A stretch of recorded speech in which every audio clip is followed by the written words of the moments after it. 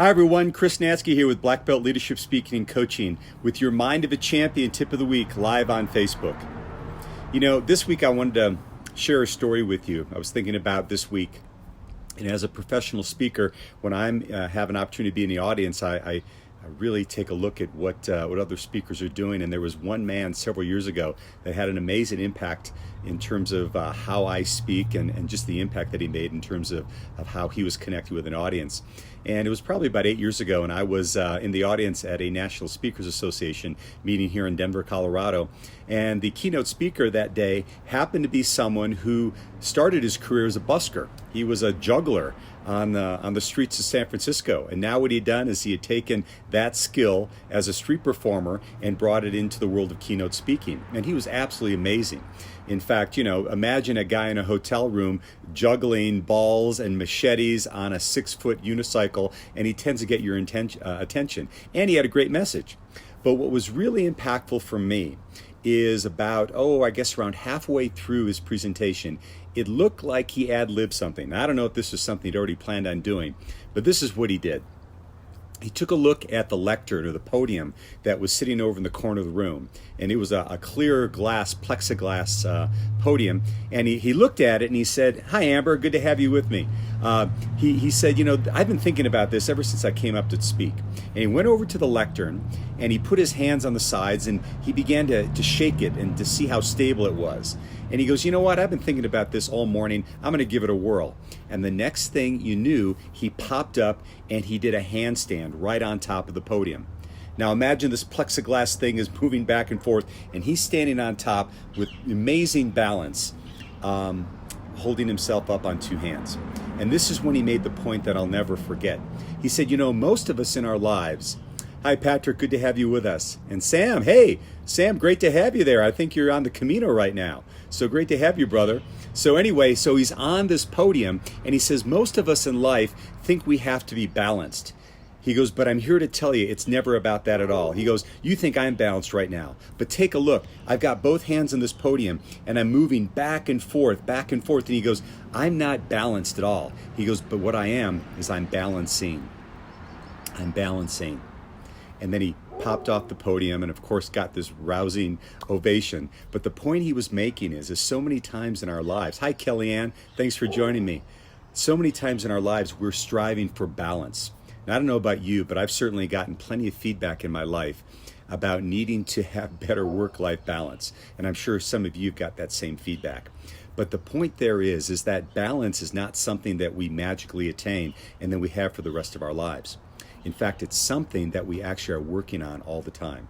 In fact, if you want to put it another way, it's not a noun. It's not something that we just achieve and then we have it, for all days here to come, but it's a verb. It's something that we work on constantly. And I think when we take a look at balance from that perspective in our work life and whatever, it'll really help us move through it when things arise. Because, just as soon as we think we have things balanced, you know what happens. Something happens at work, something happens in our personal lives that takes us off at that path. And what many times happens is we get very frustrated because we can't maintain it. We can't reach that holy grail. But if you look at it from a perspective that we're just in the midst of balancing, I think what it does, it takes that pressure off.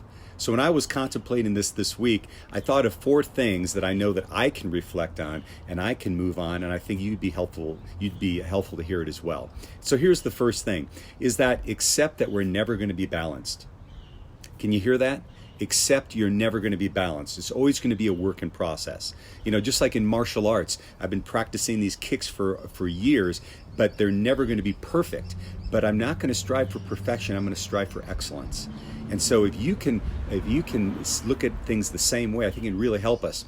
I've heard many of teachers tell me is that acceptance is the first step in transformation. So when we accept that we're never going to be perfect in our balance, but that we're going to be excellent in our balancing, then it transforms things for us. The second point is that welcome changes when they arise. I mean, many times when we're trying to hold on to balance, what ends up happening is something happens that gets us off kilter and we begin to resist it. But think about if you've ever seen someone surfing. And when they're on that board, they're constantly balancing, and the waves are starting to take them, from the front and from the back. And actually, what's probably makes that experience most fun is the challenge of those changes and of those waves coming to hit them. Otherwise, they'd just be standing on a piece of wood. But when the changes come, when the challenges come, learn to accept them. Learn to accept them. Number 3 is give yourself credit where you are in balance. I mean, heck, there are so many things in our lives that require us to be focused on our balance, and we're doing a lot of those things already. So make sure you give yourself credit for them. However, if you find yourself out of balance, then rather than, chastising yourself for being out and feeling bad about it, take a look at it as an area of opportunity. Recognize it and use that awareness as a means to get yourself on balance. Is that Donna Tomac from my grade school and high school? Thanks for joining me, Donna. Good to have you with me. So anyway, think about how when changes come, rather than looking at them as something that you're fighting against, they become an opportunity for you to really lean into balancing. And then finally, and probably most importantly, is create the distinction between the quantity of time versus the quality of time. Because many times I know in my own life, when I was looking at balancing work life, particularly with my family, with my boys, I was very, very cognizant of, hey, I'm not spending enough time with my boys right now because I'm at work, I'm working on my career, I'm working on certain projects. But the fact of the matter is it really isn't the amount of time that we spend, but it's the quality of time. And I know for me, one of the biggest challenges I had is disconnecting from my work, disconnecting from those projects. So even when I was with my family, I wasn't really there.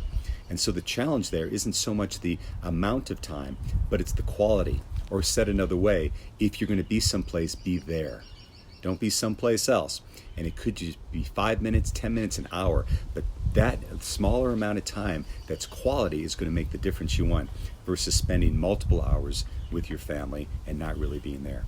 So there you have it. There are some ideas about how you can look at balance in your life, how I can look at balance in my life, and know that balance is not something that we're going to attain. It's not this holy grail we're going to have, but it's actually the practice of balancing in our own lives that are going to make us happy and find the things that we really want to achieve.